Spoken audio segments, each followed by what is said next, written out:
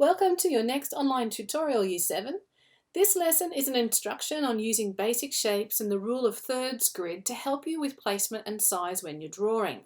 So grab your VAPD or a piece of paper if you don't have one, a pencil, a rubber and a ruler.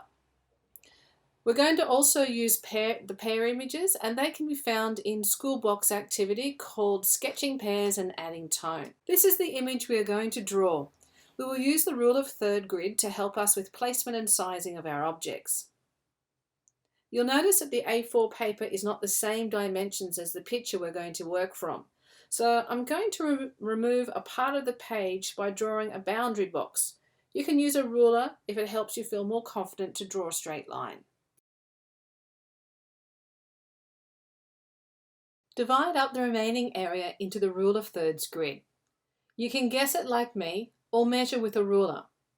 Make sure you draw these lines really lightly because we're going to be rubbing them out later.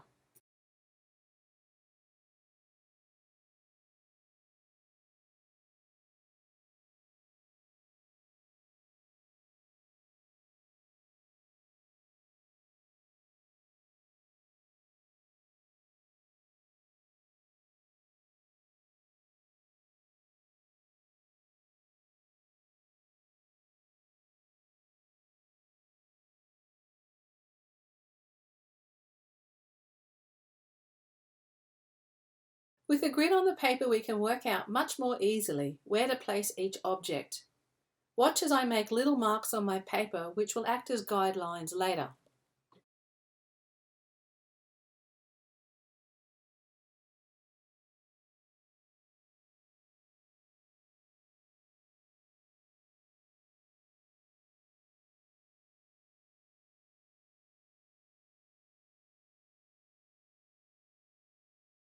Now really lightly sketch in, and it doesn't have to be perfect, roughly the shapes. The bottom of the pear is mainly a circle form, and then the top of the pear will actually attach onto it.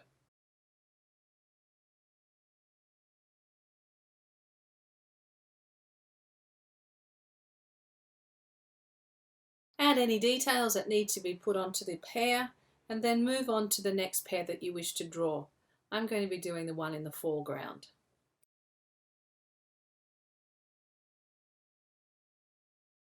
You'll notice that what I'm doing is essentially exactly the same as what I did with the first pear, and I'm not afraid to draw over where the first pear is actually located.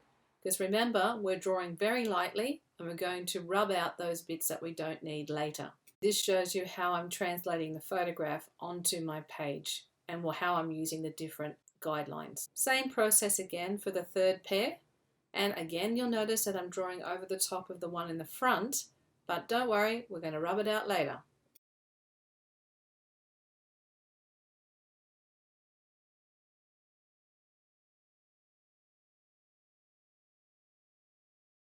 Remember how I said we were going to rub out some of the lines later on?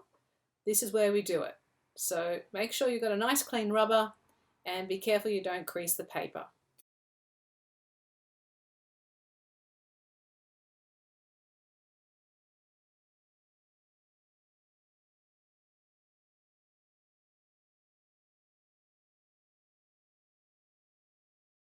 Now we're going to add the tone to the drawing. Start off lightly and then build up to the darker areas. Now you'll watch that I actually start to just work out where the different shapes are of the tone, and then I colour in with my pencil lying sideways. I go with the shape or the form of the fruit, and then I come back later on and I add more pressure to make areas darker. It's much easier to come back and put it over the top than it is to try and take it off later. So make sure when you're toning that you're following the shape of the form, and watch your pressure and control of your pencil.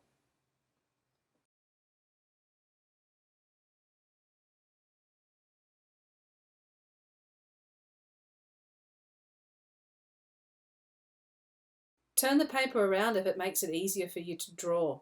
Just watch your hand being dragged across the paper because that'll smudge your drawing. You can rub it out later, but it's worthwhile knowing that you'll smudge it if your hand goes across the graphite.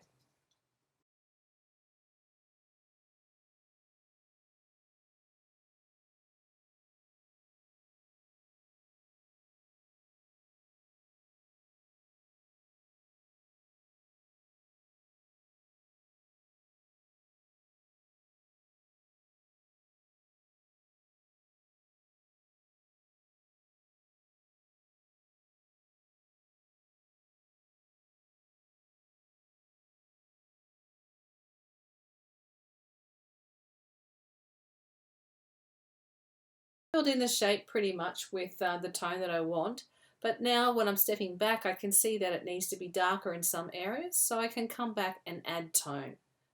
Just control your pressure on your pencil and you'll be okay.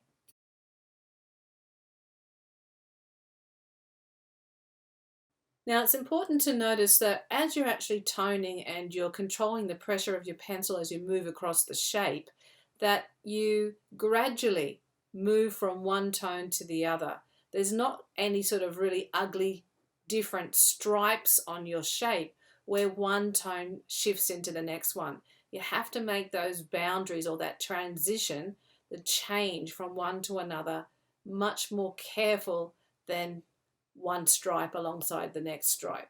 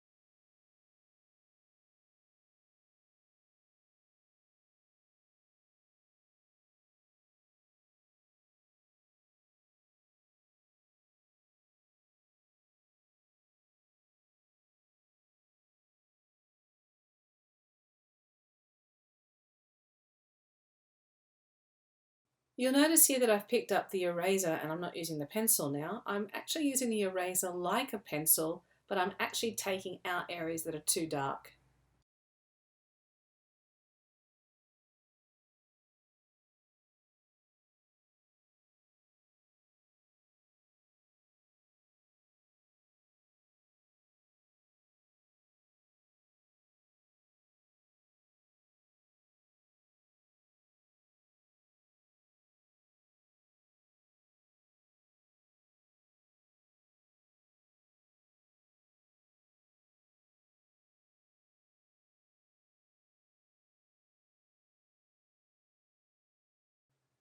Now I've picked up the eraser again, and now I'm removing any evidence of the grid from the rule of thirds that I was using to help me with the placement right at the very beginning.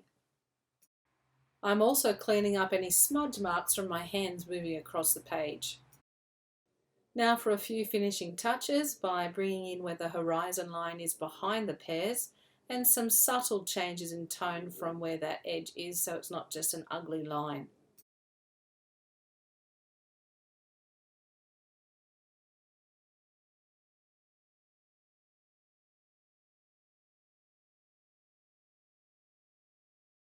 Strengthen the tone or the shadow underneath the frontal pear, and if there's any really clear distinctive lines between the surface that it's actually sitting on and the pear itself, this is your chance to put it in.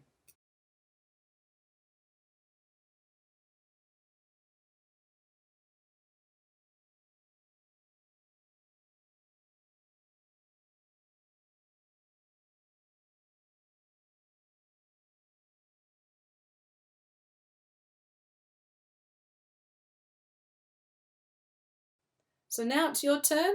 Grab your equipment and all the best with your sketching. And remember, photograph your work and upload it to your online diary.